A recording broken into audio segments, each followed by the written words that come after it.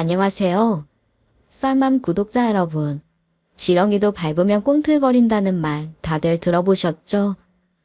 네, 제 인생 40년 지렁이에 비유될 만큼 참으로 박복했습니다. 그러나 항상 제 삶에 최선을 다했고 만족하며 살고 있는 긍정적인 여성이죠. 그런데 누군가는 그런 제 모습을 보고 무시하고 조롱하기도 하더군요. 한없이 깔보고 우습게 여기기도 하고요. 오늘은 저를 무시하고 조롱했던 그 사람들에게 이 박복하리 박복한 년이 어떻게 복수하였는지에 대한 이야기를 들려드리려고 합니다. 그럼 이야기 시작해 보도록 하겠습니다. 저는 가난한 집에서 태어났어요. 부모님은 성실하게 일하셨지만 열심히 일한다고 모두가 부유하게 사는 것은 아니더군요. 그런데 엎친 데 덮친 격으로 저희 오빠에게는 선천적인 장애가 있었습니다. 태어날 때부터 양쪽 다리 길이가 달랐거든요. 그래서 성장하는 동안 계속 다리 수술을 해야 했는데 수술비와 병원비로 꽤 많은 돈이 들어갔네요. 가뜩이나 좋지 않은 형편에 오빠 수술비와 병원비를 대기 위해 아버지는 열심히 일을 해야만 했어요. 새벽같이 화물차를 몰고 나가 전국을 돌아다니다가 밤이 늦어서야 돌아오곤 하셨습니다. 하지만 하늘이 어디 가난한 놈 부유한 놈 가리던가요? 밤낮으로 일하시던 아버지는 결국 비가 오던 밤에 운전을 하시다 그만 사고가 나고 말았습니다. 졸음운전으로 중앙선을 침범한 차가 그대로 저희 아버지를 들이박은 거죠. 그렇게 저희 아버지는 평생을 애만하시다 허무하게 세상을 떠나셨어요. 아버지가 돌아가시자 그 무게는 온전히 엄마에게 넘어갔네요. 그때부터 저희 어머니가 밤낮으로 일을 하시기 시작하셨거든요. 하지만 확실히 여성과 남성은 다르더군요.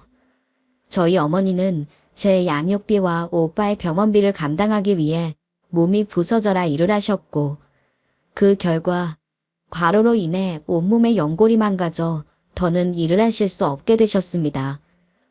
그때 제 나이 17이었죠. 그렇게 저희 집의 실질적인 가장은 제가 되었네요. 저는 다니던 학교를 그만두고 17에 돈을 벌기 시작했어요. 영실아, 많이 힘들지?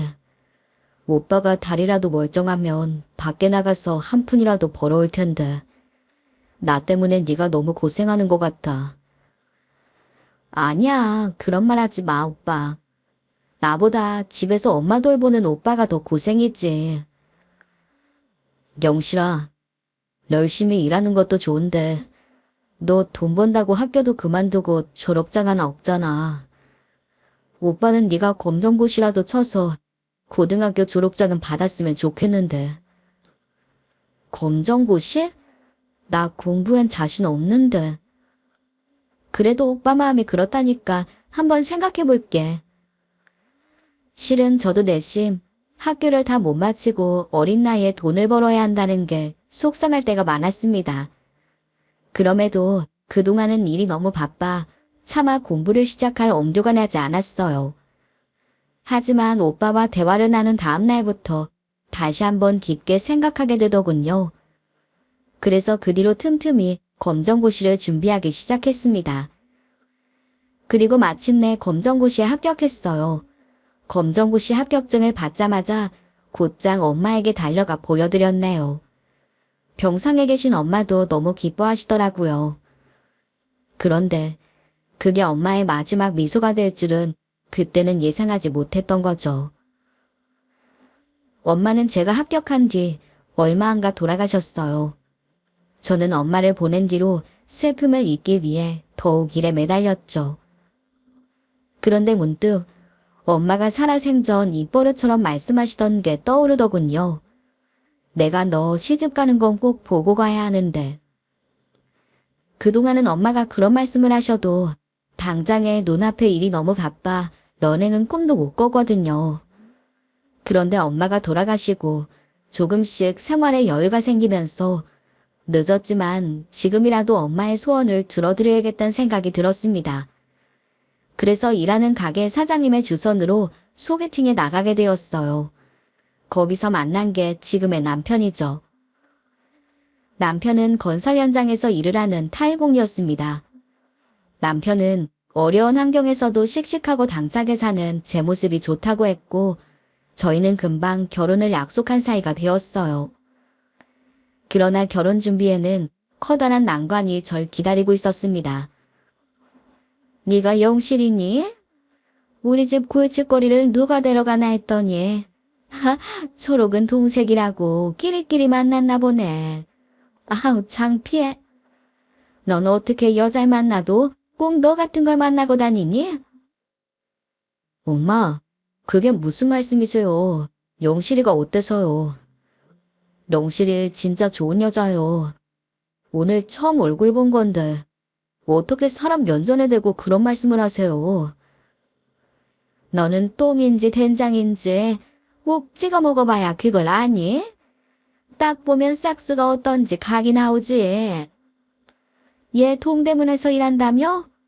그 좁고 더럽고 냄새나는 데서 먼지나 먹어가면서 실조가리 파는 애가 수준이 어떻겠니? 말 한마디 안 섞어봐도 뻔할 뻔짜지. 엄마, 그렇게 말씀하시면 안 되죠. 저도 현장에서 먼지 먹으면서 일해요. 아이고, 그러니까요. 아주 대단하십니다. 그러게 너도 성민이처럼 자기 관리 열심히 했으면 그런 공사판 노가다는 안 뛰었을 거 아니니. 네가 못나서 먼지 먹고 일하는 걸. 나 참 기가 막혀서. 제가 엄마 마음에 안 찬다는 건 알아요. 그래도 저 영실이랑 진짜 잘 살 자신 있어요. 그래. 끼리끼리 만났으니 잘 살든지 말든지 니들 마음대로 해라. 나중에 후회나지 마. 세상에 부모 말 안 듣고 잘 되는 자식이 있는 줄 아니? 저는 시어머니의 태도에 큰 충격을 받았습니다. 제 눈에는 너무 괜찮은 남편이었는데 시어머니는 남편을 거의 내놓은 자식 취급하시더라고요. 저를 비난하시는 건 그렇다 쳐도 어떻게 자기 자식한테 그러실 수 있는 건지 믿기지 않았습니다. 모든 부모가 자기 자식에게 살가운 것은 아니라는 것도 처음으로 알게 되었어요. 잘 살아보겠다고 찾아온 애들 앞에서 말을 왜 그렇게 사납게 해? 세아가 괜찮다. 얘기 들어보니 집안 환경 때문에 고생을 많이 했던데 열심히 사느라 했었다. 그런 건 흠이 아니야. 이 사람 말은 그냥 듣고 넘겨라. 아닙니다. 제가 부족해서 그런걸요. 마음 써주셔서 감사합니다, 아버님. 너 말하는 걸 보니 아주 가정교육을 잘 받은 것 같아 마음에 드는구나. 우리 성준이도 심성이 착한 아이라 둘이 잘 맞아서 아주 잘 살 것 같다. 다행히 시아버지는 따뜻하신 분이셨어요. 남편이 시아버지를 닮았더군요. 전 이게 그나마 다행이라고 생각했습니다. 미안해. 우리 엄마 때문에 속상했지. 엄마 말투가 좀 그래. 당신이 이해해줘. 난 괜찮아. 근데 당신이 어디가 어때서 어머님이 저렇게 당신을 못마땅해 하시는지 모르겠어. 도련님은 무슨 일 하셔? 어머님이 무척 자랑스러워 하시는 것 같던데. 아, 성민이? 걔는 나랑 달라서 어렸을 때부터 공부를 잘했거든. 지금은 강남에서 꽤 잘 나가는 학원 강사야. 너무 바빠서 집엔 잘 안 오는데 유명한 강사로 이름 좀 날리고 있나 봐. 돈도 잘 벌고. 남편의 말을 듣고 나니 어머님이 왜 그렇게 시동생만 편애하시는지 조금은 이해할 것 같더라고요. 그래도 묵묵하게 열심히 살아가다 보면 언젠가는 시어머니가 저와 남편의 노력을 인정해 주시지 않을까 생각했습니다. 그리고 남편과 함께 시어머니에게 인정받는 그날까지 잘 살아보자고 다짐했어요. 그 모든 것은 모두 부질없는 생각이었지만 말입니다. 남편과 제가 결혼한 이듬해 뜬금없이 시댁에 찾아온 도련님이 결혼을 하겠다고 하더군요. 상대는 맞선으로 만난 동갑내기 아가씨였는데 직업이 교수였죠. 예비 며느리가 교수라는 이야기를 듣더니 시어머니는 반색을 하면서 좋아서 어쩔 줄을 몰라 하시더라고요. 그러더니 노후자금으로 마련해두었던 돈을 몽땅 털어 비싸기로 유명한 동네에 아파트 전세로 신혼집을 해주셨습니다. 그런데 그뿐만이 아니었어요. 교육자 집안이랑 사돈을 맺게 되었다면서 예물에도 어찌나 힘을 주던지. 말로만 듣던 명품 가방에 시계, 보석에 고가의 물건들이 왔다 갔다 하는데 입이 떡 벌어지더군요. 시동생은 말 그대로 호화롭고 사치스러운 결혼식을 올렸습니다. 남편과 제가 결혼할 때는 한 푼도 못 받아서 시댁 형편이 좋지 않은가 보다 하고 말았는데 말도 안 되는 차별 대우에 속이 퍽 상했어요. 하지만 이 모든 것은 시작에 불과했죠. 아이고, 우리 귀한 며느님 오시네. 예, 넌 뭘 그렇게 멀뚱멀뚱 쳐다만 보고 있니? 얼른 가서 물이라도 떠와라. 아, 교수님 들어오시잖니? 어머니, 제가 차는 못 마셔서요. 형님, 저는 커피로 부탁해요. 이것까지 2잔이요. 그때가 서방님이 식을 올리고 처음 만난 명절이었습니다. 모두가 명절 준비로 바쁜 때 시동생 부부는 느긋하게 점심때가 다 되어서 나타나더니 제게 커피를 부탁하더군요. 저는 음식 준비를 하다 말고 커피 2잔을 타 거실로 가져갔습니다. 시동생과 동서는 시어머니와 함께 모여 앉아 대화를 나누고 있었죠. 동서, 커피 타왔어. 이거 마시고 숨 좀 돌리면 주방에 와서 일 좀 도와줄래? 식구가 늘어서 손이 부족하네. 아, 형님. 전 집안일에 재주가 없어서요. 도움은커녕 방해만 될걸요? 괜찮아. 처음부터 잘하는 사람이 어디 있어. 나랑 차근차근 같이 하면 되지. 서방님도 도와주세요. 형님도 열심히 일하고 있는데 동생이 와서 같이 도와야 모양새가 좋죠. 서방님 앞치마도 준비해 놓을게요. 시동생과 동서는 떨떠름한 표정으로 커피잔을 내려놓더군요. 그러자 그 모습을 지켜보던 시어머니가 갑자기 저를 야단치기 시작했습니다. 예, 시장에서 일하는 너랑 여기 고상한 교수님이랑 같니? 너야 몸 쓰는 일이 익숙하다만 얘가 어디 그런 일이 익숙하겠니? 그깟 설거지에 너랑 큰애가 둘이 하면 금방 끝날 거. 꼭 아래 동서까지 불러다 일을 시켜야 속이 시원하겠니? 헤헤, 어머님. 누구든 퇴근하고 집에 가면 자기 집안일은 하잖아요. 아무리 저와 직업 분야가 다르더라도 다른 날도 아니고 명절이라 다 같이 먹을 상 차리는 건데 같이 준비하면서 동서 음식 취향도 좀 알고 더 잘 지내고 싶어서 그래요. 그러니까 어머님도 이해 좀 해주세요. 부탁드려요. 제가 저렇게 말하자 어머님도 더는 아무 말씀 못 하시더라고요. 시동생과 동서는 못마땅한 얼굴로 결국 앞치마를 매게 되었죠. 그런데 동서는 이게 꽤나 불만이었나 봐요.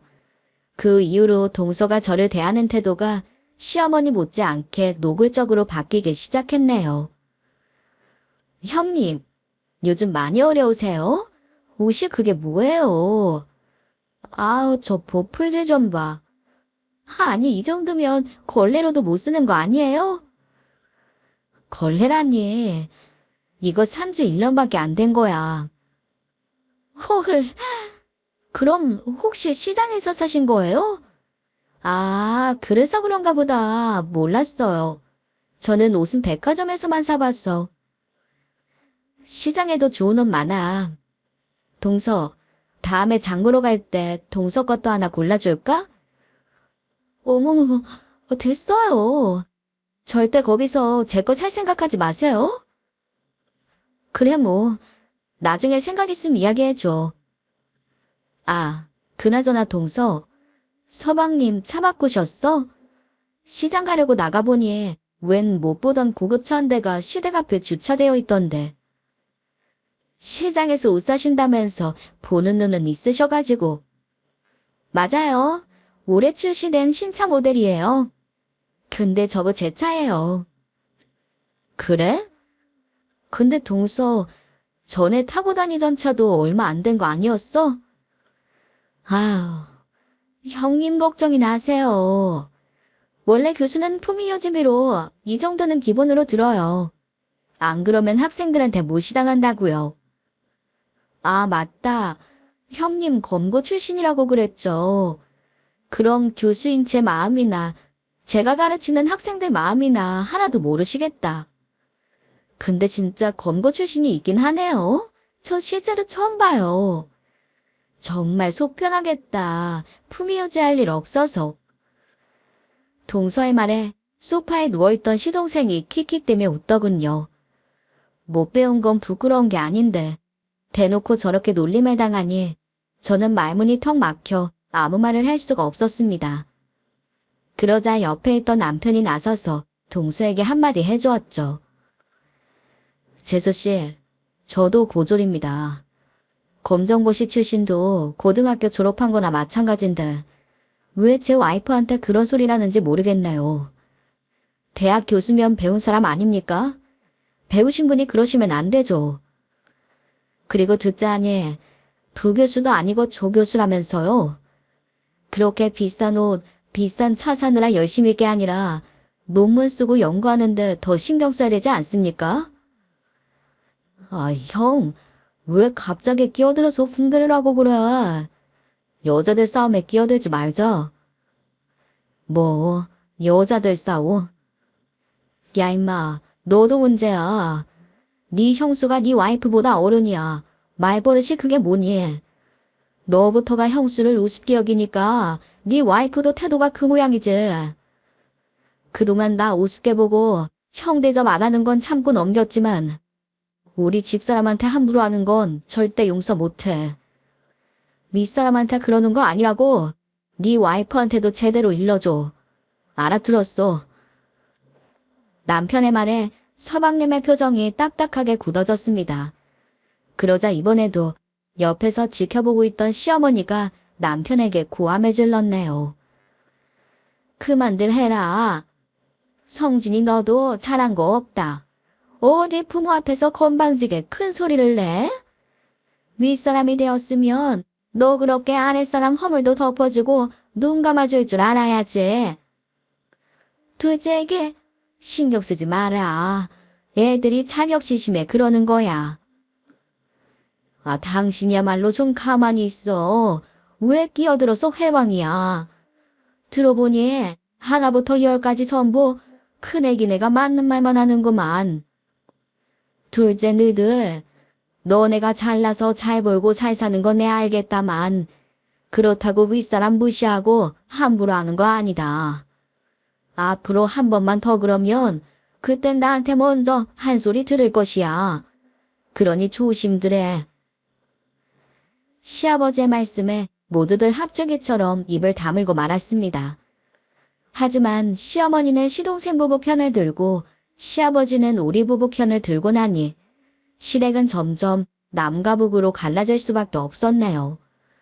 시어머니도 그걸 느끼셨는지 저와 동서를 시아버지가 안 계실 때만 부르더라고요. 그런 날에는 어김없이 서러운 일이 벌어지곤 했습니다. 그날도 마찬가지였어요. 스타 강사로 잘 나가던 시동생이 일하던 학원을 그만두고 직접 학원을 차리게 되었습니다.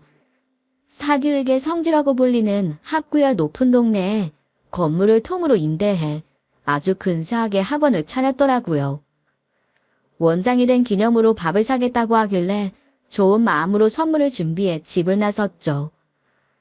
그런데 시어머니를 모시고 가려고 시댁에 가보니 동서가 먼저 와 있더라고요. 어머니 정말 감사해요.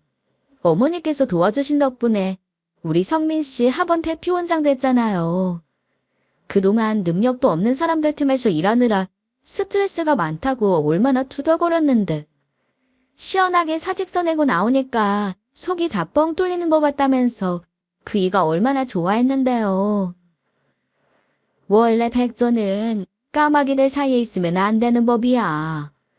내 새끼가 능력이 너무 뛰어난데 평범한 사람들 사이에서 아등바등 섞여보려고 하니 얼마나 힘이 들었겠어. 그 능력 펼쳐보라고 판 깔아주고 도와주는 건 부모로서 당연한 거지. 그게 고마울 일이야? 아유, 우리 교수 며느님은 참 마음씨도 착해. 두고 봐. 이제 우리 둘째 헐헐 날아오를 거야. 지금까지 번 돈은 아무것도 아닐걸? 그럼 우리 교수님도 이제 원장 사모님이네. 교수님도 잘 어울리지만 사모님도 너무 잘 어울린다. 어머, 그런가요? 저도 이제부터 사모님 호칭에 맞게 더욱 신경 쓰며 살아야겠네요. 어머니, 저희 결혼할 때도 그렇고 항상 통 크게 도와주셔서 제가 얼마나 감사한지 몰라요. 도와주신 거에 비하면 약소하지만 제가 어머니 드리려고 선물 사왔어요. 이거 한번 들어보세요. 아니, 이게 뭐야? 이건 명품백이잖아? 역시 우리 교수님 안목이 대단하셔. 어쩜 이리 고급진 걸 고르셨어? 아주 마음에 쏙 든다. 마음에 드신다니 다행이에요. 어머님도 이제 아들이 학원 원장인데 품위유지 하셔야죠. 이건 아버님 선물이에요. 명품 구두인데 이따가 레스토랑 가서 드리려고요. 동서의 명품 공세에 시어머니는 좋아서 어쩔 줄을 몰라 하시더군요. 그리고 그때쯤 되어서야 내가 왜 여기서 저들의 대화를 엿듣고 있는가 싶어. 저는 시동생에게 주려고 준비해온 난을 현관 앞에 내려놓고 일부러 기척을 내며 집 안으로 들어갔습니다. 어머, 형님 오셨어요? 마침 잘 오셨어요. 지금 어머님한테 선물 드리는 중이었거든요. 형님 것도 있는데 한번 보시겠어요? 내 선물? 내가 한 게 뭐가 있다고 내 선물을 다 준비하고 그랬어. 고마워, 동서. 이거 명품 상자 포장할 때 쓰는 리본인데 이걸로 머리 묶으면 얼마나 이쁜데요. 형님 시댁에서 주방 일하실 때 쓰시면 참 좋을 것 같아요. 아참, 그리고 아주버님 선물도 있어요. 명품 리본으로 묶었던 박스인데요. 명품들이 박스까지 튼튼하고 좋아요. 아주버님 바깥일 많이 하시면 아무래도 신발이 쉽게 더러워지셔서 따로 보관해야 할 것 같은데 이 박스에다만 보관하시면 냄새도 차단되고 좋을걸요. 말이 좋아 선물이지. 리본은 올이 나가 있고 박스는 뜯겨 있고 쓰레기나 다름없었습니다. 동서와 시어머니는 센스 있는 선물이라며 박수를 치며 웃는데 저는 너무 자존심이 상해 도저히 같이 웃을 수가 없었어요. 저 혼자만 놀려대는 거면 모르겠는데 남편까지 무시하는 말을 하니 참기가 어렵더라고요. 제 편을 들어주시던 시아버지도 집에 안 계시니 서러움이 더 크게 느껴졌습니다. 결국 그날 일은 차마 남편에게 말하지 못했어요. 아무리 형 무시하는 동생이라지만 그것도 친동생이라고. 동생에게 줄 거라며 정성껏 난을 고르던 남편의 마음이 다치는 걸 보고 싶지 않았거든요. 그 뒤로 한동안은 시댁에 발걸음을 하지 않았습니다. 하지만 시어머니 생신이 되자 도저히 피해갈 방법이 없더라고요. 항상 저를 아껴주시는 시아버지를 생각하면서 저는 마음을 다잡고 시댁으로 향했습니다. 저와 남편은 7살 난 딸아이를 데리고 새벽부터 시댁에 가 음식을 만들기 시작했어요. 특히나 그날은 딸아이 학원에서 테스트가 있는 날이라 아이의 공부를 봐주면서 음식을 해야 해서 정말 정신없이 바빴습니다. 시동생 부부는 그날도 어김없이 뒤늦게 나타나 일은 돕지 않고 거실에서 수다만 떨고 있었죠. 좀 도와줬으면 좋겠다 싶었지만 괜히 말 꺼냈다가 좋은 날 말다툼하게 될까 꼭 참고 남편과 둘이서만 분주하게 움직였습니다. 엄마, 나 이거 모르겠어. 엄마 지금 바쁜데. 뭔데 그래? 이거 영어잖아. 학원에서 안 배웠어? 어디 보자. 굿이랑 배드네. 굿은 좋다. 배드는 나쁘다. 딸아이에게 영어를 가르치던 그때였죠. 갑자기 동서가 자지러지게 웃기 시작했어요. 아, 아니 형님, 너무 웃겨서요. 형님 발음이 그게 뭐예요? 아, 맞다. 형님 검정고시 출신이시랬지. 이게 바로 검고 발음인가? 저 진짜 겨우 알아들었잖아요. 처음엔 무슨 소린지 했다니까요. 형님, 그렇게 말하면 아무도 못 알아들어요. 네, 영어는 제가 봐줄 테니까 형님은 가셔서 마저 읽보세요. 그래, 둘째 아가 말이 맞다. 넌 왜 그렇게 주제 파악을 못하니? 내가 잘 모르겠다고 하면 여기 둘째한테 물어보라고 하면 될 것을 네가 뭘 안다고. 그러다 애까지만 칠라. 또다시 시작된 무시와 조롱에 제 얼굴이 뻘겋게 달아오르기 시작했습니다. 그런 제 속도 모르고 시동생 부부와 시어머니는 웃느라 정신이 없더라고요. 그런데 그 순간 제 딸아이의 한마디에 분위기가 역전되기 시작했죠. 배드맨. 뭐? 얘, 너 방금 뭐라고 했니? 배드맨. 이거 보세요, 어머님. 역시 잘못 배우고 있잖아요. 아닌데. 배드맨, 이 나쁜 사람. 아이가 연달아 배드맨을 외치자 공소의 표정이 살짝 일그러지더군요. 그러자 시모가 오히려 더 안절부절 못하기 시작하더니 급기야 제 딸아이를 야단치기 시작했습니다. 얘는 지 엄마 닮아서 이상한 고집이 있네. 참, 못 심은데 못한다고. 작은 엄마 교수야. 공부 엄청 많이 해서 똑똑한 사람이라고. 할머니도 배드맨. 아주 나쁜 할머니. 딸아이는 기죽지 않고 다시 한번 큰 소리로 외쳤습니다. 정말 아이의 순수함은 어른의 상상을 뛰어넘는 것이더라고요. 저도 모르게 터져나오는 웃음을 참지 못하고 크게 웃어버렸죠. 아하하, 아, 미안. 나도 너무 웃겨서 참을 수가 없었네. 얘가 순수해서 그런 거니까 동서가 이해해줘. 하연아, 그런데 배드맨이 아니라 배드우먼이야. 작은 엄마도 할머니도 여자잖아. 그리고 앞으로는 사람한테 손가락질하면서 나쁜 말 하면 안 돼? 알았지? 그치만 할머니가 그랬는걸? 작은 엄마가 똑똑하니까 작은 엄마 보고 배우라고. 작은 엄마는 맨날 엄마한테 나쁜 말 하잖아. 할머니도 작은 엄마 따라서 엄마한테 나쁜 말 하고. 근데 왜 나는 하면 안 돼?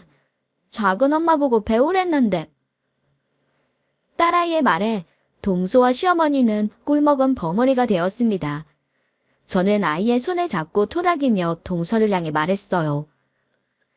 이것 봐, 동서. 애들은 다 알아. 동서 말이 얼마나 나쁜지 말이야. 명품 걸치고 외제차 타고 다니면 뭐해. 사람 무시하고 허용만 가득해서 나쁜 말만 해대는데. 어린애 앞에서 창피한 줄 알아. 뭐해요. 그럼 지금 제가 사람 무시하고 허영만 가득한 나쁜 사람이라는 거예요? 그걸 여태 몰랐어. 교수식이나 되는 사람이 어려운 공부는 잘도 하면서 어떻게 자기 자신은 그렇게 몰라? 동서 잘 들어. 품위는 인품에서 나오는 거야. 명품에서 나오는 게 아니라. 아까운 품위 요집에 그만 쓰고 자기 자신을 천천히 돌아보도록 해. 몸에 걸친 거랑 다르게 얼마나 천박한 마음으로 살아왔는지 말이야. 제 말에 동서는 반박도 못하고 주먹만 꼭 쥔 채 부들거리더라고요. 따끔하게 말해주었는데도 본인이 뭘 잘못했는지 모르는 눈치였어요. 그러자 이걸 지켜보고 있던 남편이 저를 거들고 나섰습니다. 야, 김성민, 분위기 파악 좀 해. 네 마누라가 혼나고 있는데 넌 뭘 잘했다고 TV나 보고 있냐? 당장 못 일어나. 아, 왜 나한테 시비야? 밤새 학원에서 수업하느라 피곤해서 그러는데. 시비? 아까 네 마누라가 우리 집사람 발음이 어쩌네 무시할 때 같이 TV 보는 척하면서 낄낄거리는 거 내가 모를 줄 알았어. 너, 내가 다시는 내 와이프 무시하지 말라 했지? 안 되겠다. 너네 집은 글렀어. 3천만 원, 그거 없던 일로 하자. 뭐, 안 돼, 형. 그 얘기 끝났잖아. 3천 해준다며. 나 그 돈 없으면 즐거워. 시동생의 말에 모두가 의아한 표정을 지었습니다. 그건 동서도 마찬가지였죠. 당신, 그게 무슨 소리야? 3천을 왜 빌려? 설마 학원에 무슨 일이 있어? 아이씨, 지난번 모의고사 적중률이 떨어져서 수강생들 성적이 엉망이었단 말이야. 그것 때문에 다른 학원에 학생들 많이 빼앗겼어. 그리고 스타 강사들 내려온다고 무리해서 돈을 많이 썼더니 벌써 빚이 어마어마해.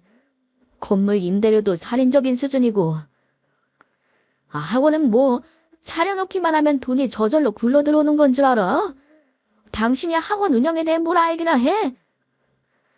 암튼 지금 당장 급한 물 끓려면 최소 3천은 있어야 돼. 그 돈 없으면 나락이야. 그 말을 왜 이제야 해? 내 앞에선 학원 잘 된다고만 말했었잖아. 그런데 겨우 3천이 없어서 지금 이러고 있단 말이야. 겨우 3천? 야, 네가 그동안 차 산다, 명품 산다, 헛바람 들어서 헤쳐먹은 돈이 얼만데? 그거 다 합치면 3천 차보도 남아. 그럼 네가 해줄래? 네가 해줘가 아니면 그렇게 멀뚱멀뚱 쳐다만 보고 있지 말고 같이 무릎이라도 꿇어. 시동생 부부는 자기들끼리 싸우고 난리가 났어요. 저는 대강 알고 있던 내용이라 크게 놀라지 않았습니다. 시동생이 운영하는 학원이 이런저런 문제가 많아서 학부모들 사이에서도 이야기가 크게 돌았었거든요. 그런데 동서는 정말 아무것도 몰랐던 모양이더라고요. 계속 언성이 높아지자 참다 못해 시아버지가 큰 소리를 내셨습니다. 아주 잘하는 짓들이다. 잘하는 짓들이야. 둘째, 너네는 그렇게 돈 잘 번다고 자랑의 사치가 끝이 없더니 이제 3천이 없어서 이 난리를 피워. 니네가 벌인 일이니까 너네가 알아서 해결해라. 첫째한테 매달리지 말고. 그리고 당신, 둘째한테 그동안 받은 명품백 다 갖고 나와. 저번에 나한테 선물해준 명품 구두도 찾아오고. 명품백을요? 아니, 그건 왜요? 안 몰라서 물어. 둘째가 지금 사정이 안 좋대잖아. 그거라도 팔아서 보태라고 해야지. 아니, 남의 가방을 왜 당신 멋대로 하려고 해요? 난 싫어요. 돌려줄 거면 당신이 받은 거나 돌려주든가. 그리고 성준이 너도 손일 사람이 되어서 그러는 거 아니다. 돈 몇 푼 가지고 빌려준 애만해. 사람 애타게 하지 말고 약속을 했으면 빌려줘. 애미 생일에 집안 시끄럽게 이게 뭐 하는 짓이냐. 시어머니의 말에 남편은 울분이 터진 듯이 떨리는 목소리로 입을 열었습니다. 정말 끝까지 동생 편만 드시네요. 그동안 구박받고 차별받아도 내가 부족해서 그런 거라 생각하고 마음에 드는 자식이 되려고 열심히 노력했어요. 근데 어디 내놔도 부족함 없는 우리 집사람한테까지 그러시는 걸 보니 제 생각이 틀렸나 봐요. 저 이제 어머니 안 보고 살겠습니다. 가끔씩 아버지만 따로 뵙고 살게요. 누가 그렇게 말하면 컵이라도 먹을 줄 아니? 허튼 수작 부리지 말고 성민이한테 약속한 돈이나 빌려줘라.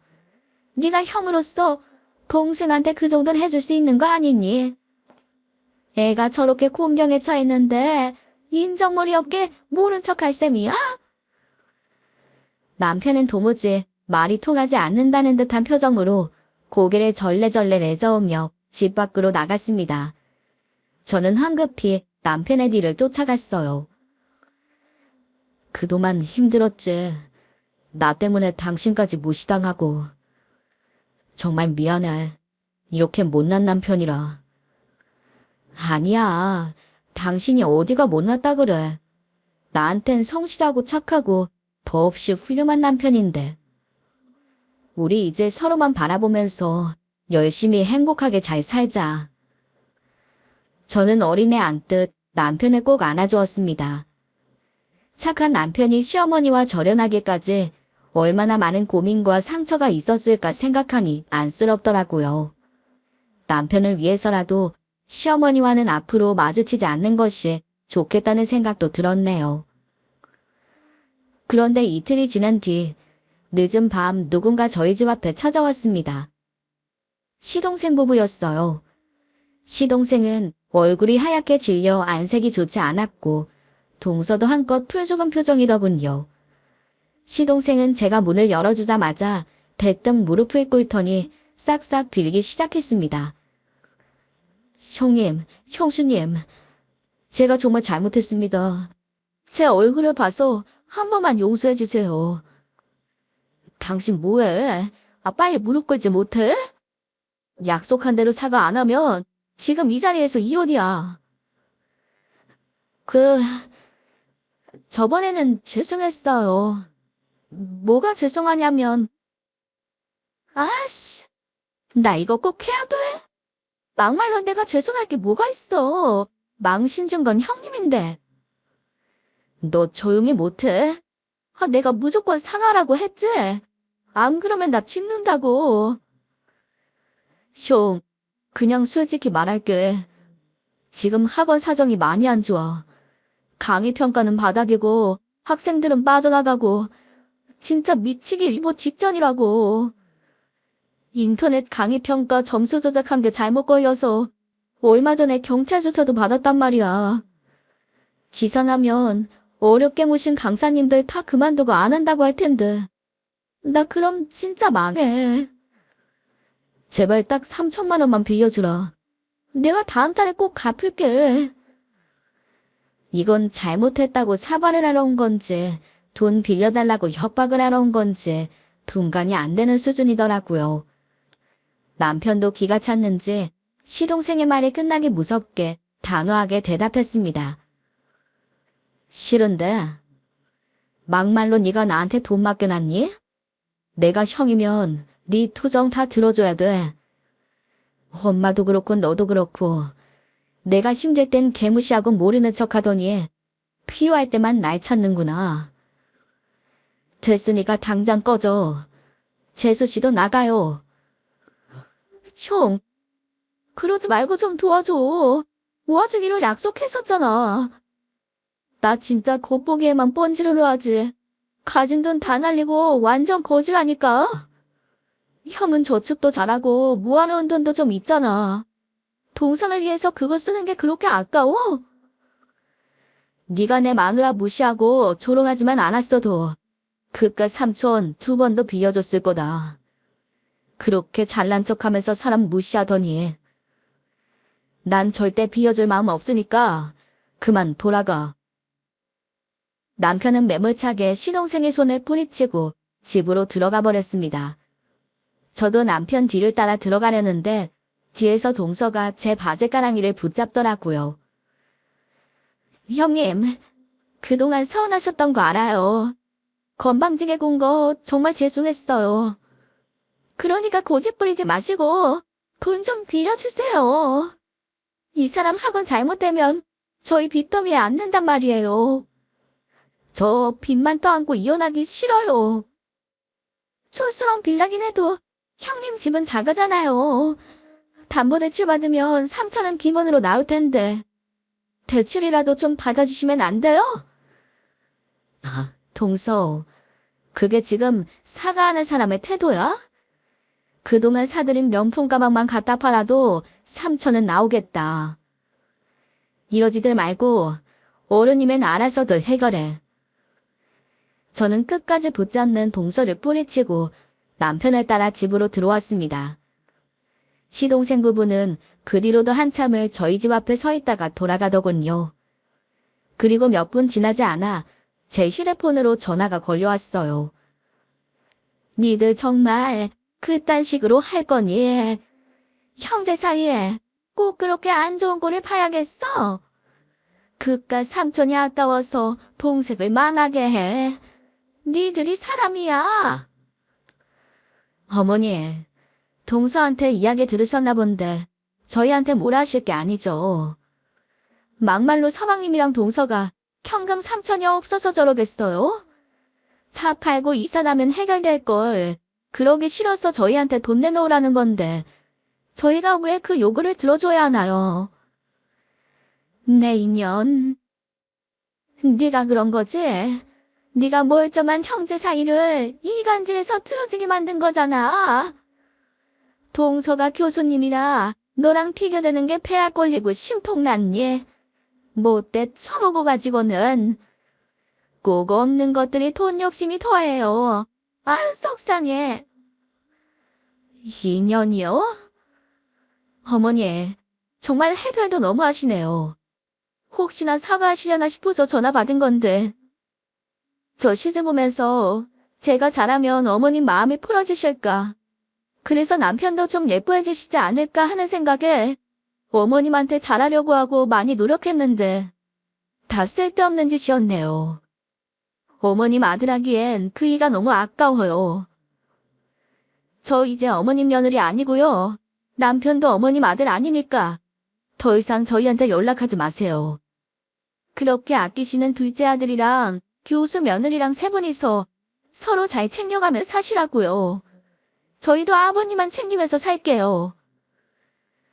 저는 전화를 끊고 시어머니의 번호를 수신 차단했습니다. 그리고 한동안은 우리 가정에 충실하며 열심히 아이를 키우고 일도 하며 지냈어요. 바쁜 와중에 한 달에 2번 정도는 남편과 아이를 데리고 가끔 시아버지를 뵈러 갔습니다. 만날 때마다 시아버지는 제게 매번 미안하단 말씀만 하셨네요. 부모님 다 잃고 친정에 가도 네가 맘 붙일 곳이 없을 텐데 이제는 시댁까지 멀어지게 돼서 내가 너무 미안하구나. 아니에요 아버님. 제가 너무 죄송스러운걸요. 명절에 제가 해드린 갈비찜 아버님이 정말 좋아해 주셨는데 올해는 못 해드려서 정말 죄송해요. 다음에 저희 집 오셔서 하룻밤 주무시고 가세요. 제가 갈비찜이랑 아버님 좋아하시는 음식 다 해놓고 기다릴게요. 어쩜 말도 참 이쁘게 하니? 내가 너한테만큼은 좋은 시부모가 되어주고 싶었는데 면목이 없다. 이미 충분히 좋은 시아버지세요. 감사합니다. 아버님 안 계셨으면 저도 남편도 많이 힘들었을 거예요. 시아버지는 가끔씩 만날 때마다 다른 식구들 소식을 전해주셨어요. 시동생은 결국 학원문을 닫고 빚더미에 앉았다고 하더군요. 여러 가지 문제가 있었지만 그중 학원이 망하게 된 가장 큰 원인은 원장인 본인의 불성실한 수업 태도였습니다. 인터넷을 통해 학생들 사이에 안 좋은 소문이 돌고 강의 평가 점수가 바닥을 치자 수강생들이 떨어져 나가게 된 것이었어요. 그런데 본인이 뭘 잘못했는 줄도 모르고 강의 평가 점수를 조작하다가 경찰에 그만 들키고 만 거였죠. 시동생은 그 일 때문에 사기 혐의로 현재 감옥에 있다고 하더라고요. 물론 동서의 상황도 좋지 않기는 마찬가지였어요. 조교 하나가 동서의 비리를 폭로하는 바람에 그동안의 악행이 모두 까발려졌거든요. 조교수인 주제에 연구도 안 하고 남의 논문을 몰래 훔쳐다가 자기 업적인 것처럼 꾸며댄 겁니다. 그것으로 모자라 심지어 학생들에게 갑질까지 했다고 하더라고요. 매년 스승의 날마다 단 강제로 명품 선물을 사다 바치게 했다는데 어떤 용기 있는 학생 하나가 기자에게 제보를 한 거였죠. 결국 동서는 제 임용심사에서 떨어지고 교수직을 박탈당했습니다. 빚이 너무 많아 식당에서 설거지라도 해야 할 판이었는데 교수가 어떻게 험한 일을 하냐며 변변한 일자리도 못 구하다 신용불량자가 되었다는 이야기를 들었네요. 시동생과는 이게 다 너 때문이다, 아니라 너 때문이다. 서로 싸움질만 하다가 결국 이혼했다고 하더군요. 말도 마라. 둘째 그것이 학교에서만 엉망이었는 줄 아니? 알고 보니 나랑 시애미한테도 사기를 쳤더구나. 동서가요. 그래도 어머님 아버님한테는 좋은 선물도 많이 해드리고 살뜰하게 챙기지 않았어요? 우리도 그런 줄 알았지. 믿는 도끼에 발등 찍힌다고. 네 시애미가 둘째 때문에 얼마나 개망신을 당했는지 아니? 알고 보니 둘째가 명품이랍시고 선물해준 것들 죄다 짝퉁이더라. 어쩐지 내 명품 구두도 명품치고 너무 빨리 헐어버린다 했어. 네 시애미도 가방 끈 수선한다고 친구들이랑 같이 백화점 갔다가 짝퉁인 걸 알았다지 뭐냐. 하필이면 이 비싼 여편네랑 같이 가는 바람에 친구들 모임에도 소문이 쫙 퍼지고 그 뒤로 모임을 못 나가잖니. 창피하다고. 시아버지 앞에서 소리내어 말하지 못했지만 자업자득 인간고였습니다.